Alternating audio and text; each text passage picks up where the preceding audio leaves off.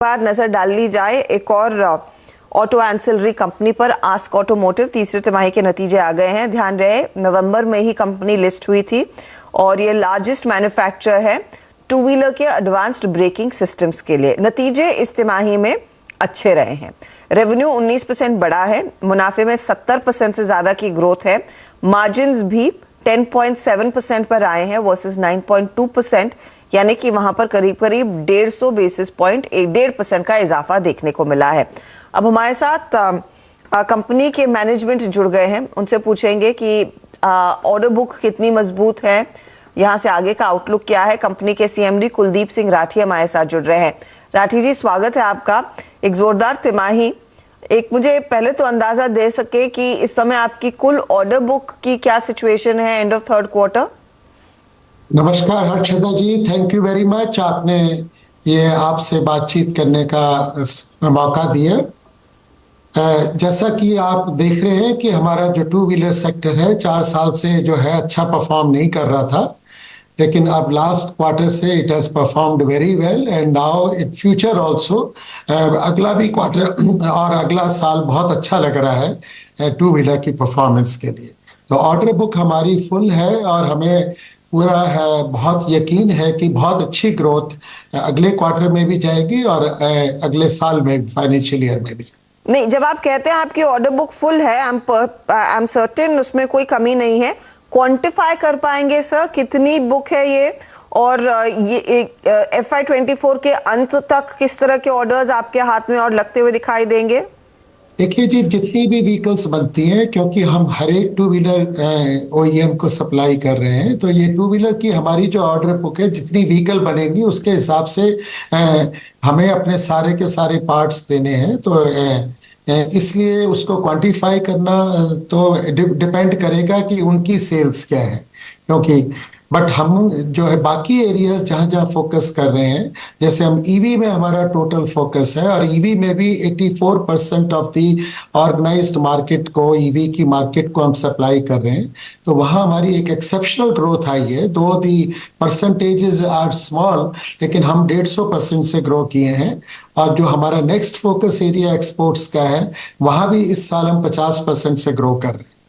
और एक और बात इसमें मैं जोड़ना चाहूंगा इन नंबर्स में कि जो हमारा जॉइंट वेंचर है जिसमें हम 49% हैं, जो कि अब तक लॉस में चल रहा था, क्योंकि ब्रेक में बहुत ज़्यादा एंट्री बैरियर्स होते हैं, हाई एंट्री बैरियर्स होते हैं। तो 4 साल की टेस्टिंग के बाद अब वो जो हमारा 2 बड़े कमर्शियल व्हीकल OEM से जो ब्रेक थ्रू मिला, तो पूरा का पूरा जॉइंट वेंचर प्रॉफिट में टर्न अराउंड हो।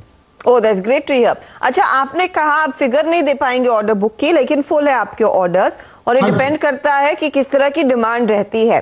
तो इस समय आप अपने क्लाइंट्स जो मेजर ऑटो कंपनियां हैं उनसे क्या सुन रहे हैं? आने वाले समय में, आने वाले क्वार्टर में क्या डिमांड एनवायरनमेंट रहेगा?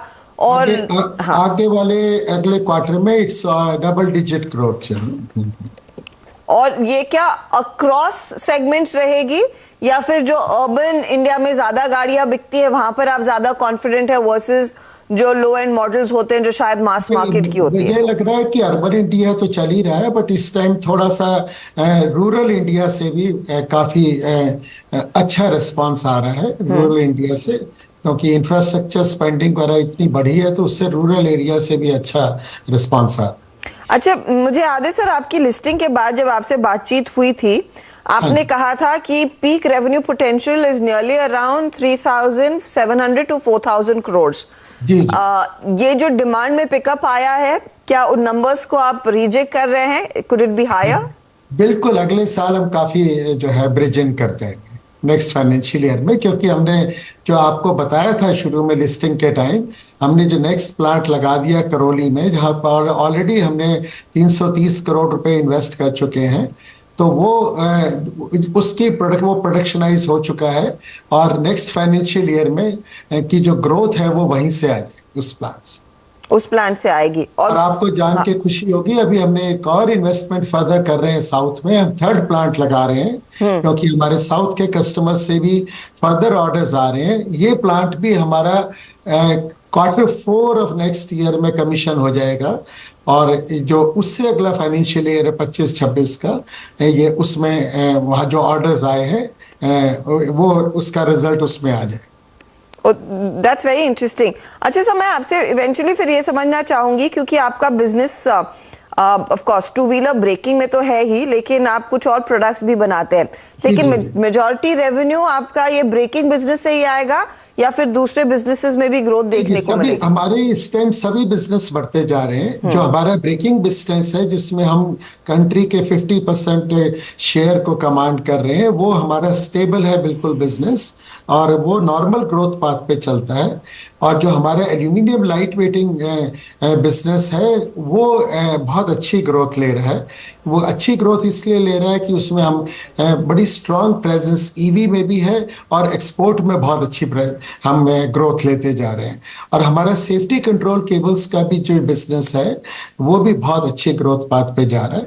और प्लस जो हमारा जॉइंट वेंचर है, वहाँ हमारे को बहुत इन OEMs की ब्रेक थ्रू के बाद बहुत अच्छी ग्रोथ मिली। शुक्रिया हमारे लिए समय निकालने के लिए Rathi ji, and good luck for the next quarter of course, और नेक्स्ट फिस्कल के लिए भी। आस्क ऑटोमोटिव स्टॉक आपकी स्क्रीन पर आ जाएगा। नतीजे अच्छे रहे हैं और यहाँ पर परफॉर्मेंस मजबूत रहा है। स्टॉक का भी करीब 6% ऊपर वो ट्रेड करता हुआ काउंटर।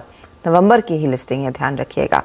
अच्छा परफॉर्मेंस। लेंगे एक ब्रेक के बाद एक ट्रेड हमारे जानकार और जोड़ सकते हैं, देखते हैं उन्होंने कुछ आइडेंटिफाई किया है या नहीं। साथ ही एक नज़र इंडिया एनर्जी वीक पर भी रहेगी। वहां पर प्रधानमंत्री नरेंद्र